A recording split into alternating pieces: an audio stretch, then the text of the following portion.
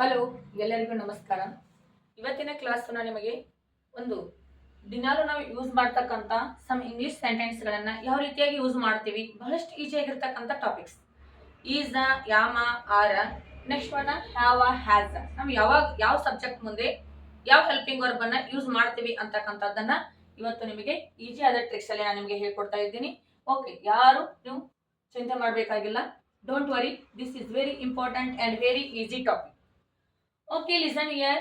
Yam is are. These are verbs. Helping verbs. ಇವಾಗ ನಾವು ಏನಂತ ಕರಿತೀವಪ್ಪ ಅಂತಂದ್ರೆ ಹೆಲ್ಪಿಂಗ್ ವರ್ಬ್ಸ್ ಗಳಂತ ಕರಿತೀವಿ. ನಾವು ಯಾವಾಗ ಯಾವುದನ್ನ ಯೂಸ್ ಮಾಡ್ತೀವಿ, ಯಾಕೆ ಯೂಸ್ ಮಾಡ್ತೀವಿ ಅಂತಕ್ಕಂಥದ್ದನ್ನ ಇವತ್ತು ನಿಮ್ಮ ಮುಂದೆ ನಾನು ಹೇಳ್ತಾ ಇದ್ದೀನಿ. ಓಕೆ, ಐ ಬಂದಾಗ ನಾವು ಯಾವುದನ್ನ ಯೂಸ್ ಮಾಡ್ತೀವಪ್ಪ ಅಂತಂದ್ರೆ am. I am drinking, I am going, I am sitting, I am running, this type. Next one you ಬಂದಾಗ R.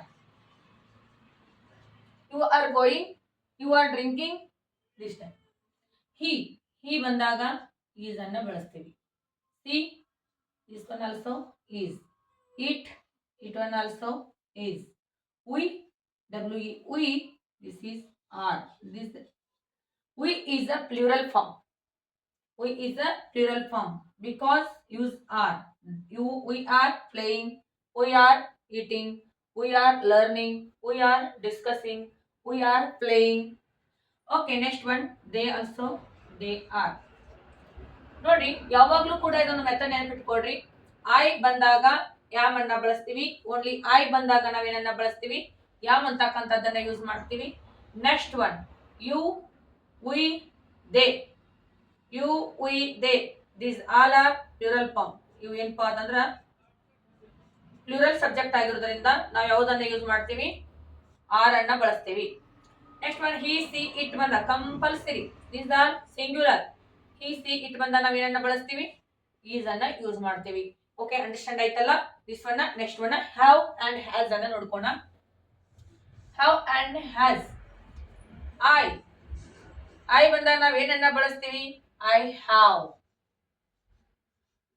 I have. You have. Next one, he has. She has. It has. We have.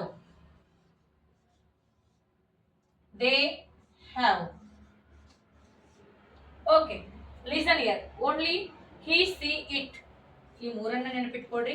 he, see, it ಬಂದಾಗ ನಾವು has ಅನ್ನ ಬಳಸ್ತೀವಿ. Okay, remaining all are subject use have. Remaining all subject use have. Okay, understand ಆಯ್ತಲ್ಲ. Am, is, are and have, has ಅನ್ನ ನಾವು ಯಾವಾಗ ಬಳಸ್ತೀವಿ ಅಂತಕ್ಕಂಥದ್ದನ್ನ ನೆಕ್ಸ್ಟ್ ಒನ್ ಇದೇ ರೀತಿಯಾಗಿರ್ತಕ್ಕಂಥ ಹೆಲ್ಪಿಂಗ್ ವರ್ಬ್ಸ್ ಗಳನ್ನ ನಿಮಗೆ ಇನ್ನೂ ಸಾಕಷ್ಟು ನೋಡೋಣ. ನಾವು ವಾಸ್, ವರ್ ಅಂತಕ್ಕಂಥ ಹೆಲ್ಪಿಂಗ್ ವರ್ಬ್ಸ್ ಗಳನ್ನ ಯಾವಾಗ ಯೂಸ್ ಮಾಡ್ತೀವಿ ಅಂತಕ್ಕಂಥದ್ದನ್ನ ನೋಡೋಣ. I was. You were. Next one he was.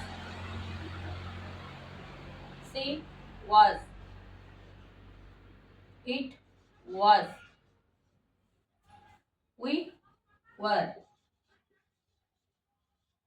they were. Listen here. ಇಲ್ಲಿ ನಾವು ಯಾವ ರೀತಿಯಾಗಿ ಬಳಸ್ಕೋಬೇಕಪ್ಪ ಅಂತಂದ್ರ ವಾಸ್ ಆರ್ ವರ್ ಅನ್ನ I was, you were, he was, she was, it was, we were, they were. ನೋಡಿ, ಸಿಂಗ್ಯುಲರ್ ಬಂದಾಗ ನಾವು ವಾಸ್ ಅನ್ನ ಬಳಸ್ತೀವಿ. ಅದೇ ರೀತಿಯಾಗಿರ್ತಕ್ಕಂಥ ಪ್ಲೂರಲ್ ಸಬ್ಜೆಕ್ಟ್ ಇದ್ದಾಗ ನಾವು ವರ್ ಅನ್ನ ಬಳಸ್ತೀವಿ, ನೆನ್ಪಿಟ್ಕೋಬೇಕು. ಸಿಂಗ್ಯುಲರ್ ಬಂದಾಗ ವಾಸ್ ಅನ್ನ, ಪ್ಲೂರಲ್ ಸಬ್ಜೆಕ್ಟ್ಗಳು ಬಂದಾಗ ವರ್ ಅನ್ನ ನಾವು ಯೂಸ್ ಮಾಡ್ತೀವಿ. ಓಕೆ, ಡೂ ಆರ್ ಡಸ್ ಅನ್ನ ನೋಡೋಣ. ಡೂ ಆರ್ ಡಸ್ ಅನ್ನ ನಾವು ಯಾವಾಗ ಯೂಸ್ ಮಾಡ್ತೀವಿ, I do as it is same. ಇದು ಕೂಡ ಏನಪ್ಪಾ ಅಂತಂದ್ರೆ ಸಿಂಗ್ಯುಲರ್ಸ್ ಗಳು ಬಂದಾಗ ಡಸ್ ಅನ್ನ ಯೂಸ್ ಮಾಡ್ತೀವಿ. You do, he does, she does, it does, we do.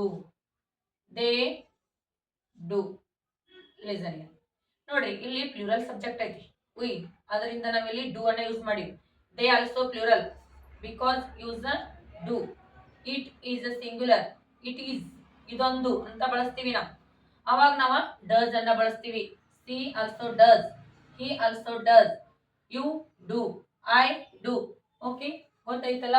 ಈ ರೀತಿಯಾಗಿರ್ತಕ್ಕಂಥ ನಾವು ಹೆಲ್ಪಿಂಗ್ ವರ್ಕ್ಸ್ ಗಳನ್ನ ಯೂಸ್ ಮಾಡಿ ನಾವು ಡೈಲಿ ಕಮ್ಯುನಿಕೇಶನ್ ಅನ್ನ ಮಾಡಬಹುದು. ಸಾಕಷ್ಟು ಈಸಿ ಆಗಿರ್ತಕ್ಕಂಥ.